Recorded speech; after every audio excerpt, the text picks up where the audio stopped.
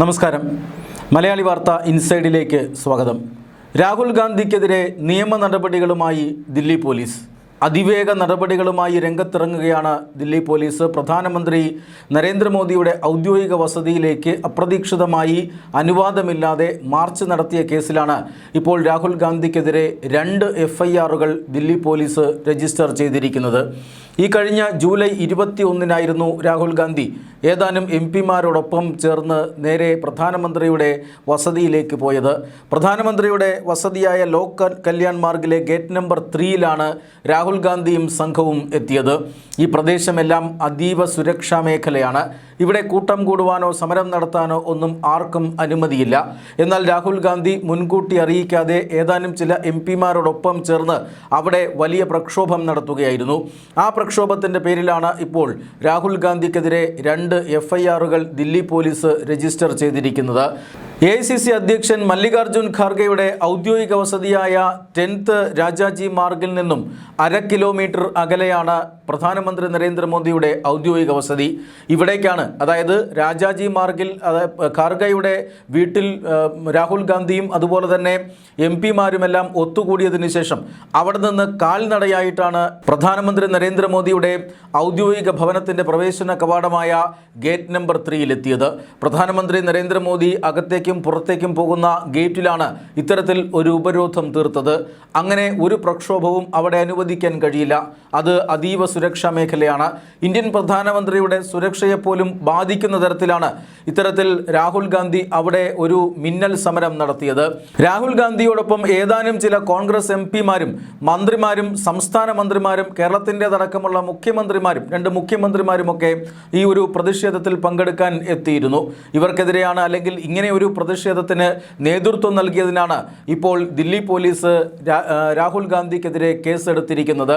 അതീവ സുരക്ഷാ മേഖലയിൽ മുന്നറിയിപ്പില്ലാതെ രാഹുൽ ഗാന്ധി പ്രധാനമന്ത്രി നരേന്ദ്രമോദിയുടെ സുരക്ഷയെപ്പോലും തൃണവൽഗണിച്ചുകൊണ്ടാണ് അവിടെ ഒരു പ്രക്ഷോഭം സംഘടിപ്പിച്ചത്.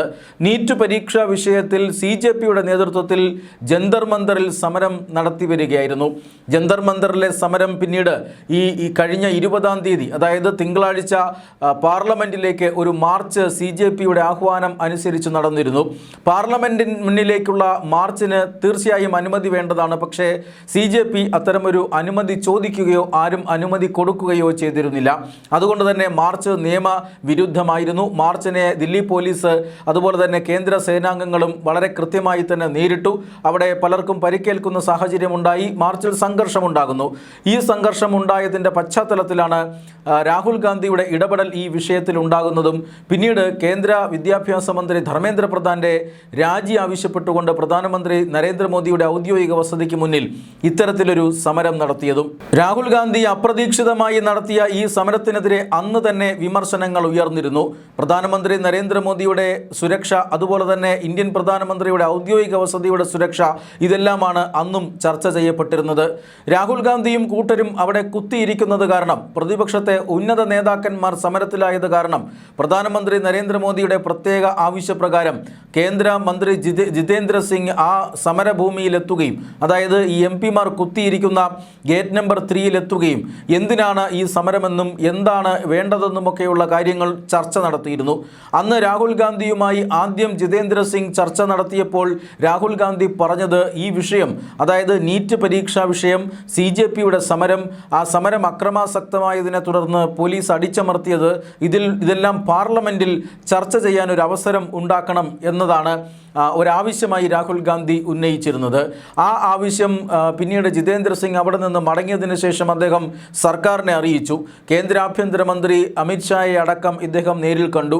അതിനുശേഷം പാർലമെൻറ്റിൽ ചർച്ചയാകാമെന്ന സർക്കാരിൻ്റെ തീരുമാനമുണ്ടായി. ആ തീരുമാനം ജിതേന്ദ്ര സിംഗ് നേരിട്ട് തന്നെ വീണ്ടും ഈ ഒരു ഗേറ്റ് നമ്പർ 3-ലെത്തി അവിടെ കുത്തിയിരിക്കുന്ന രാഹുൽ ഗാന്ധി അടക്കമുള്ള MPമാരെ അറിയിച്ചു.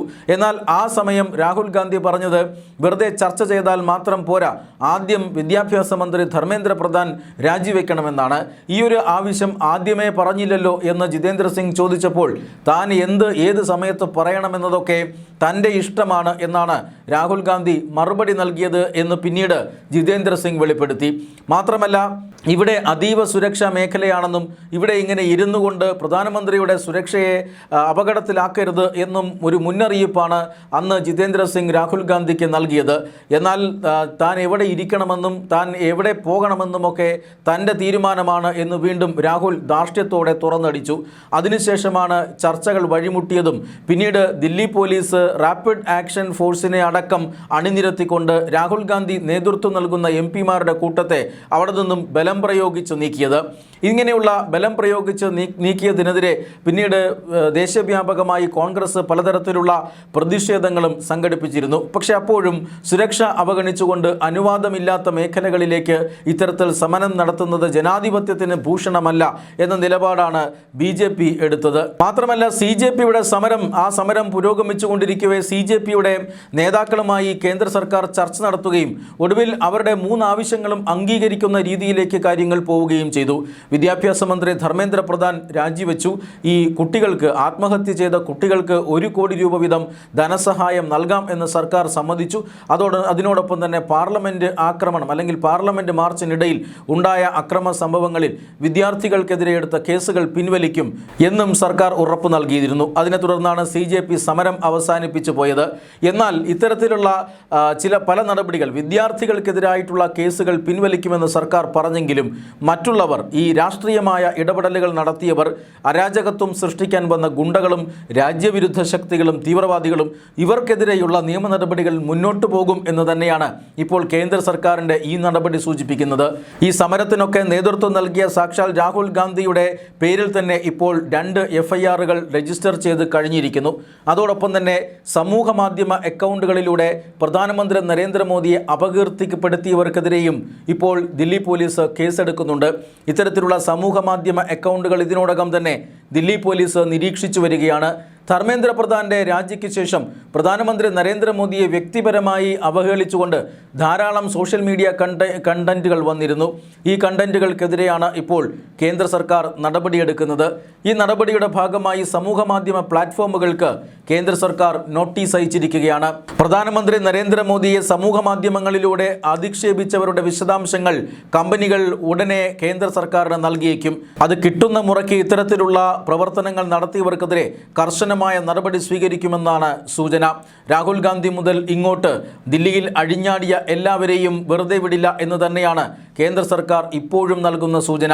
വിദ്യാർത്ഥികൾക്കെതിരെയുള്ള കേസുകൾ പിൻവലിക്കും എന്ന് പറഞ്ഞെങ്കിലും സമൂഹ വിരുദ്ധ ശക്തികൾക്കുള്ള മുന്നറിയിപ്പ് അതിപ്പോഴും കേന്ദ്ര സർക്കാർ നൽകുക തന്നെയാണ്. ക്രിമിനലുകളെയും അതുപോലെ തന്നെ രാജ്യവിരുദ്ധ ശക്തികളെയും ഈ സമരമുഖത്ത് നിന്ന് പിടിച്ചെടുക്കാനും മാത്രമല്ല അവർക്കെതിരെ കർശനമായ നിയമ നടപടി സ്വീകരിക്കാനുമുള്ള നടപടികളുമായി കേന്ദ്ര സർക്കാർ മുന്നോട്ട് തന്നെയാണ്.